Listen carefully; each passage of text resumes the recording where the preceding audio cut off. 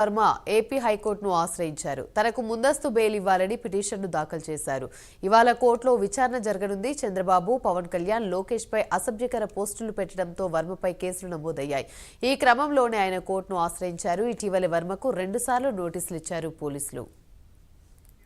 ఇదే అంశానికి సంబంధించి మరిన్ని వివరాలు మా ప్రతినిధి విజయవాడ నుండి శ్రీనివాస్ అందిస్తారు. శ్రీనివాస్. ఏదైతే సినీ దర్శకుడు ఉన్నాడో రామ్ గోపాల్ వర్మ ఇది కూడా ఒక కేసు నమోదైంది. అతను గతంలో చంద్రబాబు, పవన్ కళ్యాణ్ పైన కూడా అసభ్యకరమైన కొన్ని పోస్టులు పెట్టారని చెప్పేసి కూడా రామ్ గోపాల్ వర్మ పైన కూడా పోలీసులు కేసు నమోదు చేశారు. అయితే దీనిపైన కూడా హైకోర్టులో కేసు విచారణ చేపట్టింది. ఈరోజు హైకోర్టు ముందు కూడా కేసు వచ్చిందని చెప్పుకోవచ్చు. హైకోర్టులో అయితే రామ్ గోపాల్ వర్మ నమోదైన కేసు ఏదైతుందో అతను ముందస్తు బెయిల్ కోరుతూ కూడా హైకోర్టులో ఒక పిటిషన్ దాఖలు చేశారు. తనకు పోలీసులు అరెస్ట్ చేయకుండా ఒక బెయిల్ ఇవ్వాలని చెప్పేసి కూడా అతను రామ్ గోపాల్ వర్మ హైకోర్టు పిటిషన్ దాఖలు చేశారు. అయితే ఈ నేపథ్యంలో ఈరోజు హైకోర్టు సినీ దర్శకుడు రామ్ గోపాల్ వర్మ కేసు విచారణ చేపట్టింది.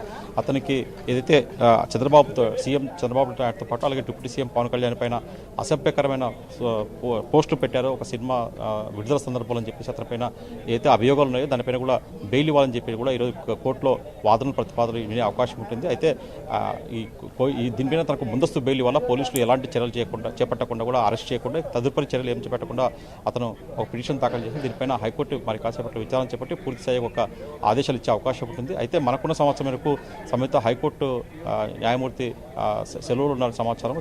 దీంతో ఈ కేసు ఏదైతే రామ్ గోపాల్ వర్మ కేసు ఉందో అది మళ్ళీ తదుపరి విచారణకు వాయిదా పడే అవకాశం ఉందని చెప్పేసి కూడా న్యాయశాఖ అధికారులు నుంచి సమాచారం అవుతుంది. మొత్తం చూసుకుంటే మటుకు ప్రస్తుతానికి మటుకు ఏదైతే Ram Gopal Varma case bail petition case ఏదైతే అది వాయిదా పడే అవకాశం ఉంటుంది. మరి కాసేపట్లో కూడా దీని కూడా మనకు కోర్టు నుంచి కూడా ఒక సమాచారం వచ్చే అవకాశం ఉంటుంది. యామిని. Right, thank you.